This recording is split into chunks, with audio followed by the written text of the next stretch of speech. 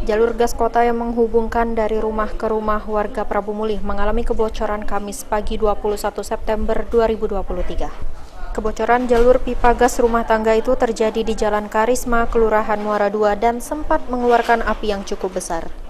Menurut Lurah Muara II, Leti Okvariani, kebocoran gas kota itu terjadi pada pagi hari dan bisa dipadamkan usai pihak terkait dibantu RT RW kelurahan yang datang ke lokasi kejadian.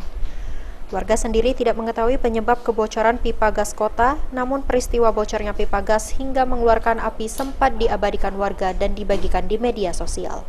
Kami juga belum tahu ini kebocoran gas itu oleh apa. Jadi masih diselidiki, tapi apinya sudah padam, sudah ditindaklanjuti oleh RT RW juga serta ini staf Kelurahan Muara II. Apa yang terbakar tadi? Tidak ada terbakar, cuman aliran itu yang kena pipa gas itulah. Rumah-rumah tidak ada yang kena, tapi apinya sudah padam.